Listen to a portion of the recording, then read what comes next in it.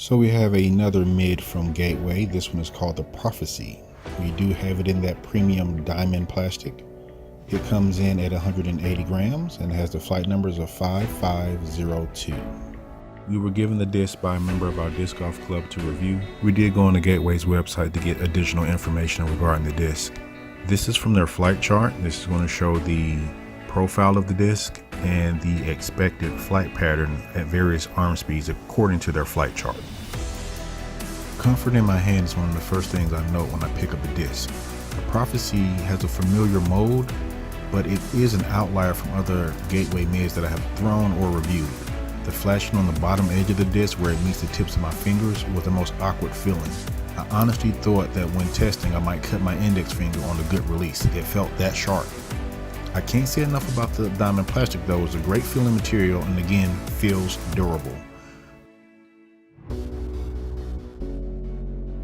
My name, my start date, my orientation, my PDGA number, my rating, my average drive, and rounds played. The Prophecy is another disc from Gateway that is close to its numbers. Again, starting with the natural flight of the disc, the Prophecy has zero turn and a reliable fade. At times it feels like the fade was more than stated, but it was always going to fade or flatten if throwing a strong anhyzer. The rim feels a little deeper from the edge to the bottom of the plate than other mids with the similar mode, but there is no flip up to straight with the Prophecy, and that can be a good thing. To have so little fade, you may think that it would have a tendency to flip, but not in this diamond plastic as tested. I really put some spin on some of these throws and it just held the line and finished. The flashing concerns wore away and my focus became on comfort in my hand and at release. It had the dependable flight and finish, but my comfort was just off. All right, so initial impressions on the Prophecy by Gateway discs. I'll start with the plastic. I mean, the diamond plastic it always gets the check marks for me on durability. The grip itself feels very secure in the hand. The shape of the disc is a little different, and I'll get into that more as we go through the review a little further. But there is a little bit of a slope and a lip type of thing going on the bottom of the disc, which does take some getting used to. So initially, when you first grab onto this disc, it does not feel as comfortable as some of the other mid-ranges in this category do. But don't be fooled by that because you do get used to it pretty quickly.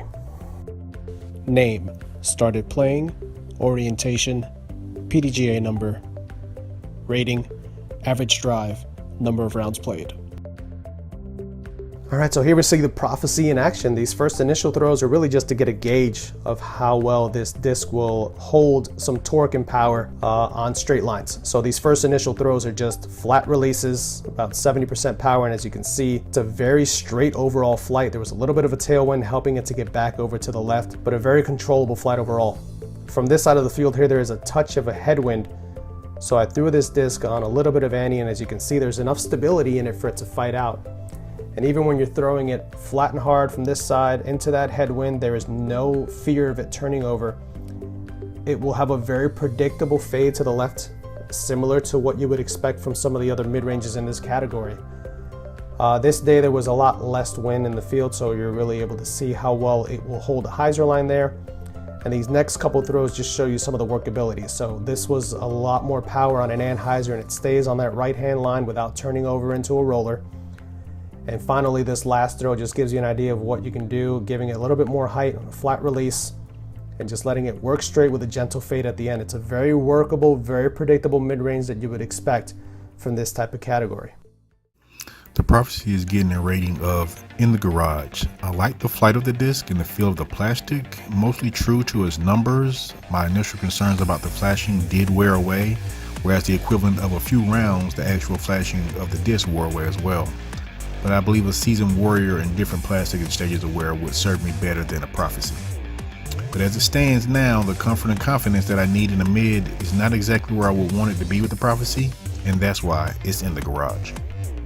Okay, so the Prophecy by Gateway disc for myself is getting a review of in the garage.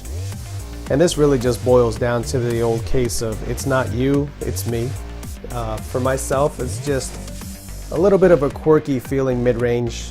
You know, it is that signature line mid-range for Gateway discs. So if you think of those other signature line mid-ranges for other companies, this disc has a very similar flight path to those. And I've just become accustomed to the feeling of those other mid-ranges. So for my particular hand size, grip, and comfort level, this disc just doesn't fit what I'm used to. So for myself at this time, it's getting a rating of in the garage.